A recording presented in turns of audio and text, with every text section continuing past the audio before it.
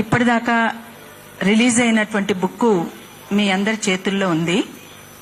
దానికి ఇంకేమైనా సలహాలు సూచనలు వచ్చినా మేము స్వీకరించడానికి, దాన్ని అటు ఇటుగా చేర్పులు మార్పులు ఏమున్నా చేయడానికి కూడా అనుగుణంగా ఉంటే గనక తప్పకుండా దానికి మేము సిద్ధమే అని కూడా తెలియజేస్తా ఉన్నాం. ఇంకొకటి అన్న, ఇందాక అదే సుప్రీంకోర్టు తీర్పును తక్షణం అమలు చేస్తూ రాష్ట్రంలో వర్గీకరణ ప్రక్రియను అమలు చేయమంటున్నాం. వినాలి, మొత్తం విన్నాక చప్పట్లు కొట్టుది. ఈడబ్ల్యూఎస్ రిజర్వేషన్ల కోసం, అంటే అగ్రకులాల పేదల కోసం వారి వెనుకబడ్డ వర్గాల 5% అయితే 10% రిజర్వేషన్లు ఇస్తూ 103వ రాజ్యాంగ సవరణ చేసి పార్లమెంటు ఆమోదం పొందిన బీజేపీ ఎందుకు దళితుల వర్గీకరణ సమస్యను సత్వరంగా పరిష్కరించలేకపోతున్నది? ఎంతకాలం అట్టడుగు కులాలైన మాలమాదిగలు తమ వర్గీకరణ సమస్యను పరిష్కరించుకొని కొత్త సమస్యలపై ముందుకు పోకుండా ఇక్కడే తన్నుకు చావాలనా అని పాలకులను ప్రశ్నిస్తున్నాం. అంటే ఇది స్పష్టంగా దీంట్లో మీ చేతిలో ఉన్న కరపత్రంలో కూడా ఉందన్నా, మీకు పంపినాము.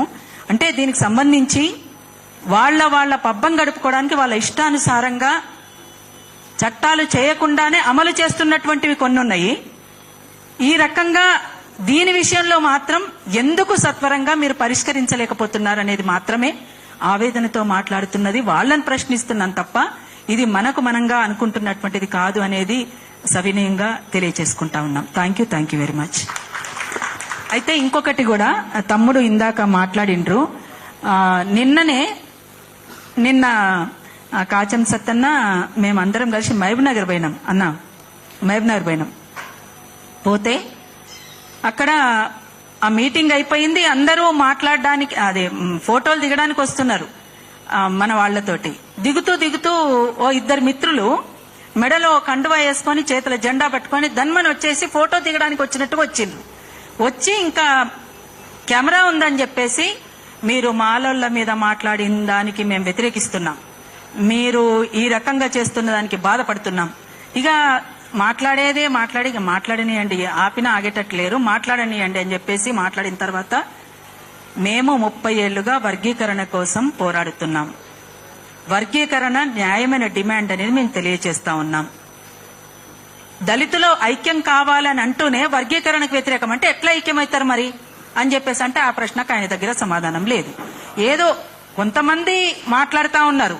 ఇంకొకరు రాయలసీమ నుంచి ఒకరు ఫోన్ చేసి ఏదో చాలా వేరే రకంగా మాట్లాడింది అనుకోండి. అంటే ఆ భాష మంచిది కాదండి. అన్న గురించి, మందకృష్ణ అన్న గురించి మాట్లాడితే ఆ భాష మంచిది కాదు, అట్లా మాట్లాడకూడదు మనం ఎవరం కూడా.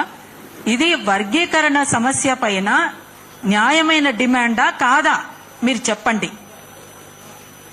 అది వేరే ఎట్లయితుంది, ఇది వేరే ఎట్లయితుంది అని మా అభిప్రాయం మేము తెలియజేసినాం. ఏమన్నా కావాలంటే ఓపెన్ డిబేట్కి మీరు రండి, మనం మాట్లాడదాం. కానీ ఈ రకంగా మీరు ఫోన్లలో ఇబ్బందికరంగా మాట్లాడితే బాగుండదన్నా, ఇట్లా కరెక్ట్ కూడా కాదు, మీరు ఇట్లా మాట్లాడితే ఎట్లా అని చెప్పేసి వాళ్ళతోటి మాట్లాడడం జరిగింది. ఇట్లాంటివి వస్తా ఉన్నాయి, ఫోన్ కాల్స్, ఫోన్లలో మాట్లాడడము చేయడము. ఇవైతే ఇందాక తమ్ముడు చెప్పింది అయితే చాలా ఎక్స్ట్రీమ్. అందుకనే వాళ్ళ విజ్ఞతకే వదిలేస్తున్నాం. మేధావులంటే వాస్తవాలుగా మాట్లాడే వాళ్ళను మేధావులు అంటారు. వాస్తవాలను వక్రీకరించి వాస్తవాలకు దూరంగా మాట్లాడడం, ఒక వర్గాన్ని చాలా ఇబ్బందికరంగా మాట్లాడడం, అందరి పక్షాన నిలబడి మాట్లాడుతున్న వాళ్లను, పాడుతున్నటువంటి వాళ్లను, కొట్లాడుతున్నటువంటి వాళ్లను దుర్భాషలాడడం అనేటువంటిది అది విజ్ఞత అనిపించుకోదు. దయచేసి అర్థం చేసుకోవాల్సిందిగా కోరుతా ఉన్నాం. Thank you.